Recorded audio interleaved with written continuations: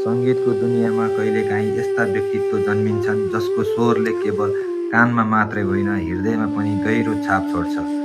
आज हामी कुरा गर्दैछौँ प्रशान्त तामाङको, एक गायक, अभिनेता र हजारौँ फ्यानहरूको प्रेरणा। प्रशान्तको कथा सुरु हुन्छ दार्जिलिङ, पश्चिम बङ्गालबाट। सानो सहर जहाँ ठुला सपना देख्न सजिलो थिएन, तर उनको सङ्गीतप्रतिको माया र अटुट समर्पणले उनलाई सन् 2007 इन्डियन आइडल सिजन 3 यो क्षणले प्रशान्तको जीवनको दिशा नै बदलिदियो। उनका स्वरले केवल भारतमा नभई नेपाल र नेपाली समुदायमा पनि ठुलो उत्साह फैलायो, सृजनात्मक प्रेरणा बनायो। तर सफलताको मार्ग सधैँ सजिलो हुँदैन। प्रशान्तले आफ्नो जीवनमा धेरै चुनौतीहरूको सामना गर्नु परेको थियो। सङ्गीत र अभिनयमा क्यारियर बनाउनु, परिवारको जिम्मेवारी र व्यक्तित्व सङ्घर्षहरू थियो।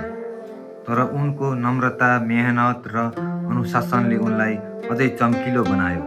उनको जीवनको उद्देश्य केवल गाउनु मात्र थिएन, सङ्गीत उनीसँग संवाद गर्ने माध्यम थियो, आफ्ना भावनाहरू व्यक्त गर्ने तरिका थियो। प्रशान्तले हामीलाई सिकाए कि सपना देख्नु, मेहनत गर्नु र आफ्नो मनको आवाज सुन्नु कतिको महत्त्वपूर्ण हुन्छ भनेर। आज हामी दुःखका साथ भन्नु पर्दछ कि प्रशान्त तामाङ अब हाम्रो बिचमा छैनन्। उनी 43 वर्षको उमेरमा हामीबाट बिदा भए, तर उनको सङ्गीत, उनका स्मृतिहरू र उनका प्रयासहरूले हामीलाई सधैँ प्रेरित गर्छ। हामी उनलाई केवल एक कलाकारको रूपमा होइन, एक प्रेरक व्यक्तित्व, एक सच्चा मित्र र आफ्नो समुदायको गर्वको रूपमा सम्झिनेछौँ।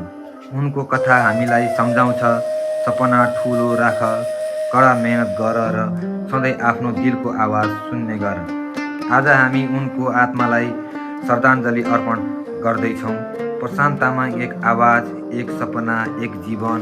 उनको गीत, उनका स्मृतिहरू र उनका प्रयासहरू सधैँ हाम्रो हृदयमा बाँचिरहनेछ।